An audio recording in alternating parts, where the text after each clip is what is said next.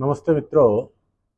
आज हम चर्चा करेंगे एमएनडी की, मोटर न्यूरॉन डिजीज की, जो आधुनिक चिकित्सा विज्ञान के अनुसार असाध्य बीमारियों में इसकी गणना की जाती है। और ज्यों-ज्यों समय बीतता है ये तकलीफ, बीमारी, रोग और वृद्धि होती जाती है दिन प्रतिदिन। इसमें होता क्या है, मस्तिष्क के संदेश तंत्रिका तंत्र के द्वारा हमारी मांसपेशियों तक नहीं पहुंच पाते, जिससे शरीर में अकड़न होती है, तनाव होती है, बोलने में दिक्कत होती है, किसी भी चीज को निगलने में समस्या आने लगती है, व्यक्ति लड़खड़ाने लगता है, लकवा जैसी स्थिति व्यक्ति की हो जाया करती है। और आधुनिक चिकित्सा विज्ञान कहता है कि इसके हो जाने के बाद ये ठीक नहीं होती है। दिन प्रतिदिन ये बढ़ती वृद्धि वृद्धि वृद्धि ही होती जाती है, व्यक्ति दिन प्रतिदिन शैथिल्य को प्राप्त होता रहता है। आयुर्वेद और योग की सहायता लेकर के हम इस बीमारी का मुकाबला कर सकते हैं, इस बीमारी से हम लड़ सकते हैं, इस बीमारी से हम बच सकते हैं। सबसे पहले इसमें करना क्या, हमें सकारात्मक रहें, पॉजिटिव रहें, नेगेटिविटी को फटकने भी ना दें अपने पास। नियमित जितना जितना हम योगाभ्यास कर सकते हैं, प्राणायाम कर सकते हैं, जितनी आपकी सामर्थ्य है उतना आप करें या कराएं। आपके पास कोई रोगी व्यक्ति है तो उसको जितना आप करा सकते उतना कराएं। इसमें पंचकर्म का सहारा जरूर लें।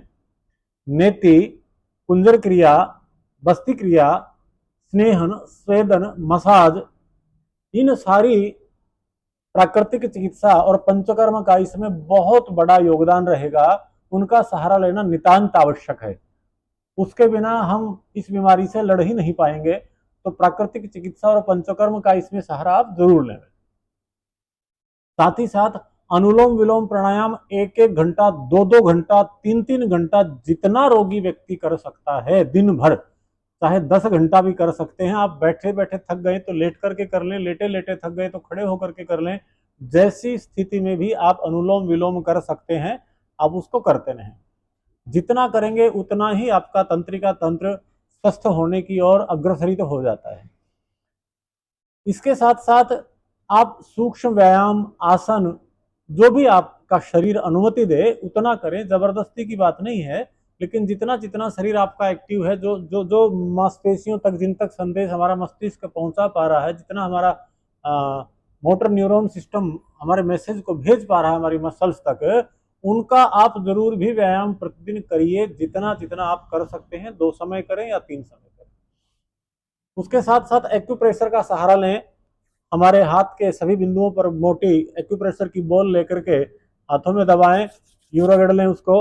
ये पीछे के बिंदु हैं, इन पर भी तेल चुपड़ करके आप मालिश कर सकते हैं। तो कहने का भाव क्या है कि जितना जितना आप शरीर को, मन को एक्टिव रखेंगे, जितना आप पॉजिटिव रखेंगे, जितना सकारात्मक रखेंगे, उतना ही अच्छे परिणाम आने की संभावना बन जाती है। इसके साथ साथ हम औषधियों की बात करते हैं तो बादाम रोगन, बादाम रोगन यानी शुद्ध बादाम का तेल, आप इसकी 3-3, 4-4 बूंदें नासिका में डाल भी सकते हैं और 1-1 चम्मच दूध में डाल करके इसका आप प्रयोग कर सकते हैं, जो बहुत सहयोगी रहेगी, बहुत उपयोगी रहेगी। इसके साथ हम ज्योतिषमती तेल है, इसका प्रयोग करेंगे तो ये और भी उत्तम होती है। इसकी 3-3, 4-4 बूंदें नासिका में आप डाल करके ले सकते हैं। 1-1 चम्मच आप दूध के साथ इसका पी भी सकते हैं। दोनों ही इसके प्रयोग आप कर सकते हैं। तो ये ज्योतिषमती तेल होता है।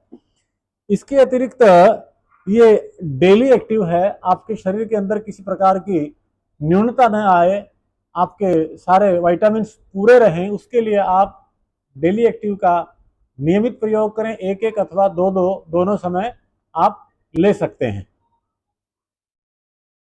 ये तो थे कुछ ऐसे तत्व जो हमारे शरीर की एनर्जी को इन्हांस करते हैं, एनर्जी को बढ़ाते हैं। अब हम कुछ औषधियों की चर्चा करते हैं। मेधा क्वाथ, और आपको इम्यूनोग्रिट क्वाथ मिल जाता है साथ में, तो उसको भी आप ले लें। दोनों में से 1-1 चम्मच, यदि वो नहीं मिल पाता है तो इसी को 2 चम्मच ले लें और 400 ग्राम पानी में 2 चम्मच क्वाथ को उबाल करके 100 ग्राम जब शेष रहता है छान करके ठंडा करके आप सवेरे शाम खाली पेट इसका प्रयोग कर लें। इसके आधा घंटा बाद आप इम्यूनोग्रिट गोल्ड 2 कैप्सूल, और मोरिंगा टेबलेट 1 और स्पाइरुलिना 1 कैप्सूल, यानी कि 4 सवेरे और 4 शाम को खाली पेट इनका आप अवश्य प्रयोग करें। ये बहुत सहयोगी होती हैं, बहुत महत्वपूर्ण औषधि हैं ये। भोजन करने के उपरांत सूक्ष्म आहार रखें, जितना हो सकता है प्राकृतिक आहार पर रहें। प्राकृतिक आहार एनर्जी से भरपूर होता है, आपके शरीर में एनर्जी भरपूर बनी रहती है। और भोजन करने के बाद 3 से 4 ढक्कन अश्वगंधारिष्ट समभाग पानी मिलाकर के भोजन करने के बाद दोनों समय इसका भी अवश्य सेवन करिए आप। इसके बाद मेधावटी, इम्यूनोग्रिट और ऑर्थोग्रिट, इन तीनों में से तीनों समय, सुबह अल्पाहार यानी नाश्ते ब्रेकफास्ट के बाद, दोपहर भोजन के बाद और रात्रि भोजन शाम के भोजन के बाद, तीनों में से एक एक आप तीनों समय जरूर प्रयोग करें। औषधि इतनी पर्याप्त रहेंगी यदि आप नियमित योगाभ्यास करते हैं, नियमित सूक्ष्म व्यायाम करते हैं, सकारात्मक रहते हैं, पॉजिटिव रहते हैं, ईश्वर आराधना करते हैं, ईश्वर से प्रार्थना करते हैं, तो इतना करने के बाद सफिशिएंट रहेगा और आपका बहुत अच्छा प्रभाव आने वाला है।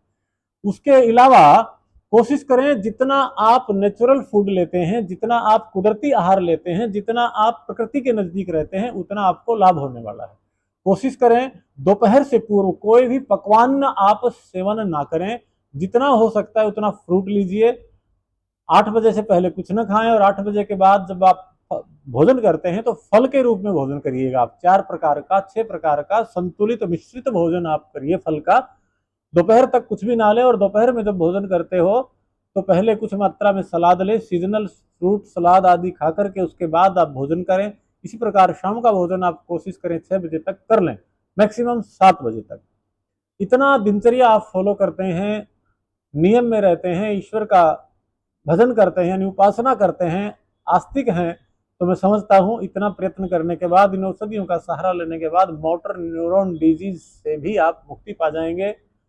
तो मैं आशा करता हूं कि आप जरूर प्रयास करेंगे और इस बीमारी से लड़ने की आपको ईश्वर शक्ति दे, साहस दे और आप इससे निजात पाएं। इन्हीं शब्दों के साथ मैं आपका अपना Randhir Yogarthi, Patanjali mega store, Charkhi gate, Charkhi Dadri, Haryana. Phone number note करें 8950096227। धन्यवाद।